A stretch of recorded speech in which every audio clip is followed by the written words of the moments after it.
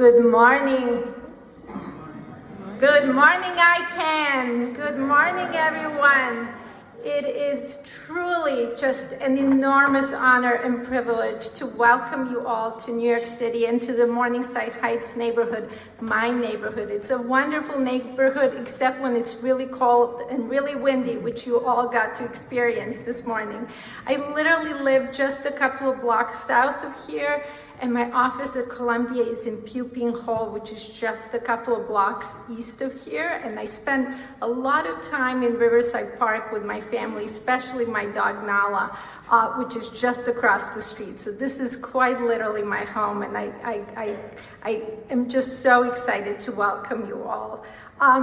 It's a very special neighborhood. It is just brimming and filled with history and inspiration. And what I want to do is take a few minutes just to give you a sense for some of that history. I couldn't possibly tell you about all of it, but just give you a little bit of a sense to help us situate ourselves in this remarkable place and to make connections to so many who have blazed a path forward for us to follow. The disarmament history of the neighborhood really starts with the very beginning of the nuclear age and extends over decades of anti-nuclear and peace activism that we continue today and that we are working on today. In the basement of Pupin Hall at Columbia, a team of physicists, including the newly minted Nobel laureate Enrico Fermi, split the atom for the first time on US soil in January of 1939. Alongside I.I. Rabi, another Columbia physicist and Nobel laureate, who was, you might remember, showcased in the film Oppenheimer as the really voice of conscience in the nuclear age. Fermi would later call hydrogen bombs weapons of genocide, the only time that that kind of a reference was made to nuclear weapons in official US government documents. There are many more inspiring figures with deep connections to this neighborhood, like Sister Megan Rice, known to so many as the legendary anti-nuclear activist and Catholic nun who saw nuclear weapons as the gravest of dangers and who repeatedly put her body and her life on the line to protest them in the strongest terms possible. She actually grew up in this neighborhood on Claremont Avenue, which is quite literally right behind us, just south of 119th Street. So I keep telling you 2 blocks away, but they're like 2 blocks in the whole circle of things. So she grew up literally 2 blocks away as well. Also, Thomas Merton, arguably the most impactful American Catholic author of the 20th century, who wrote voraciously about peace and spirituality and who was a vocal opponent of nuclear weapons and the nuclear arms race. Thomas Merton graduated from Columbia in 1938, and that same year was baptized in the Corpus Christi Church, which is another 2 blocks, 121st, I know, it's incredible, 121st Street, just east of Broadway is the Corpus Christi Church.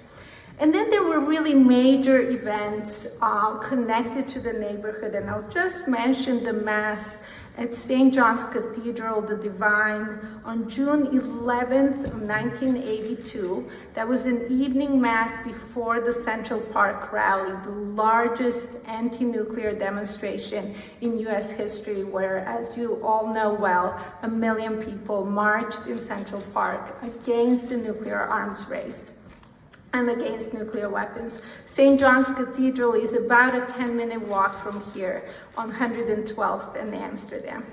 And if you walk on Riverside Drive, you'll actually pass my building. We're just south of 119th.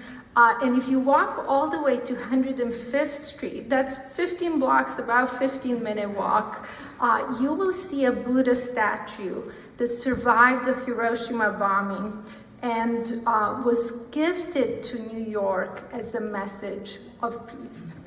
Of course, As we already heard and as we all know, Martin Luther King delivered his brilliant and timeless speech Beyond Vietnam in April of 1967 in this very building.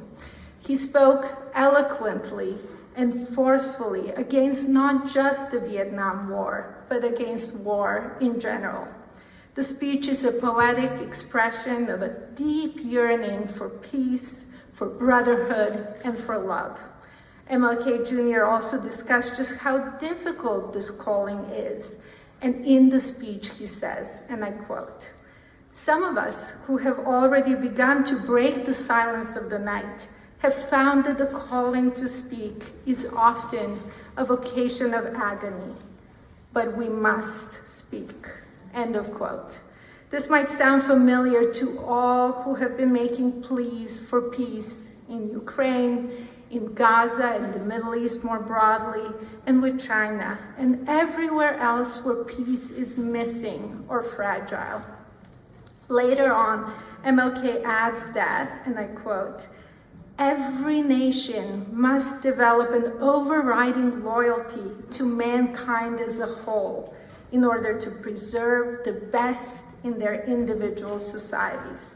End of quote.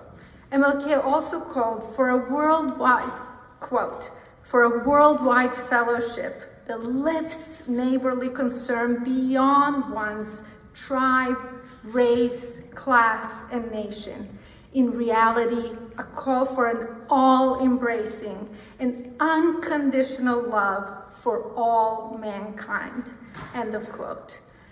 This is a message that I know we are bringing to this forum and to the third meeting of states parties to the TPNW.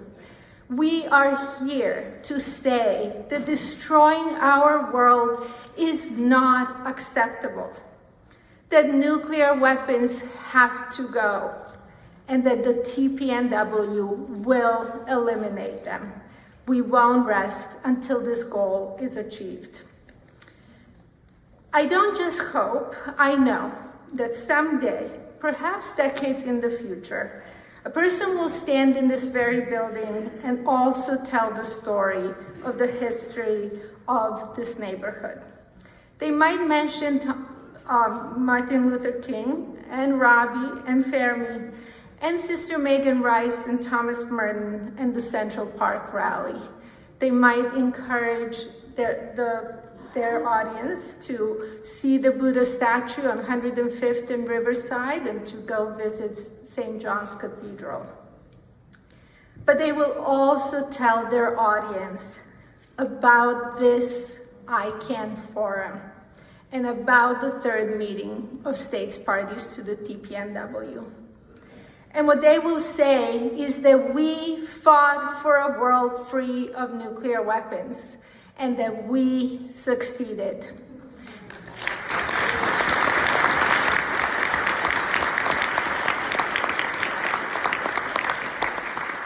Thank you for being a part of history.